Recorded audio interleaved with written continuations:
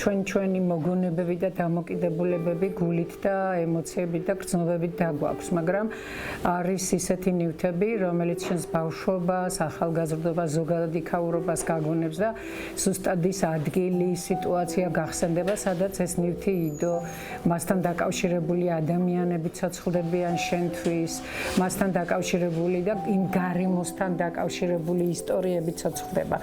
და ეს არის ამ ნივთის დატვირთვა უკვე აქ.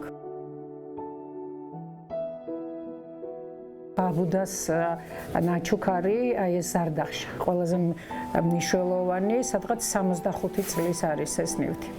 და რატომ არის მნიშვნელოვანი, როცა კარგ ნიშნებს მიიღებდნენ თავშოთ ბავშვები და მისი უფროსი შვილიშვილები, ანუ ჩემი შვილების მამა და მისი ძმა.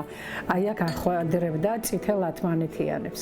მეორე კიდევ არის იმიტომ მნიშვნელოვანი, რომ როდესაც ეს ნივთი წამოვიდა თბილისში, ასე ვთქვათ, მე თვითონ ჩემი შვილების, ანუ ჩვენი ოჯახის ბიუჯეტი ყოველთვის ჰქონდა ღიად.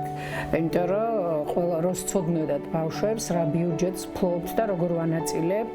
მოგეხსენებათ რა პერიოდიც იყო. აი აქედან ისწავლეს ჩემმა შვილებმა ფულის მენეჯმენტიც და მე ზუსტად ვიცოდი, რომ არასოდეს იქ ზედმეტი თანხა დავუშვათ რაც საჭირო არ იყო არც მოაკლდებოდა აქაურობას. ეს არის მოგონება, იმიტომ ვთქვი, რომ აი მოგონება არის ყველაზე ძვირფასი ნივთი და ამას ყველაფერს რო უყვები შენს შთამომავლობას, სანამ ამას უყვები და სანამ ისინი ამას იმახსოვრებენ, მანამდე ცოცხლობს ალბათ ეს ნივთებიც და ეს ისტორიები. ყველა ნივთს აქვს თავისი ისტორია, ზოგს ნოსტალგიური, ზოგს სევდიანი, ზოგს კიდევ ისეთი, რომელიც გახალისებს და განხიარულებს, მაგრამ სამწუხაროდ ეს სევდანარევი სიხარული აფხაზეთელებს თან გვდევს.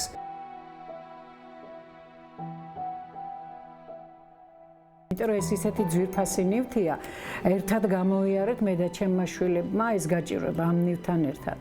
და რომელი ქალიშვილი წაიღებს თავისთან ეს იქნება, იმიტომ რომ ჩვენი სახლი დამწვარია და ალბათ ახალ სახლში სადღაც აი ეს ნივთი იქნება სიმბოლო ჩვენი წინაპრებისა, ჩვენი აი ყოფისა, რომელიც ჩვენ გამოვიარეთ და შემდეგ ალბათ იმ დაბრუნებისა. და ალბათ აი აქ თავიანთ შვილებს ისევ შეუნახავენ რაღაც ან ძვირფას ნივთებს, ან ასწავლიან იგივე ფულის მოვლას. ძალიან საინტერესო არის თვითონ თავისი ფილოსოფიით, მოდი ასე ვთქვათ. იმიტომ რომ ზოგადად ჩიტი, როდესაც ბუდეში ზის, ირგვლივ რო ქარიშხალია, შეიძლება წარღვნა იყოს, ქარიშხალი იყოს, ხეები მოთხაროს და ჩიტი არასდროს არ ტოვებს ბუდეს. არაფრით არ დატოვებს ბუდეს, თავისთვის ზის და ხშირად ასე დროს თურმე თვალები დახუჭული აქვს, რომ თავის საქმეზე იყოს კონცენტრირებული, არ მიატოვოს კვერცხი, თავისი ბუდე და ირგვლივ რა ხდება, ყურადღებას არ აქცევს.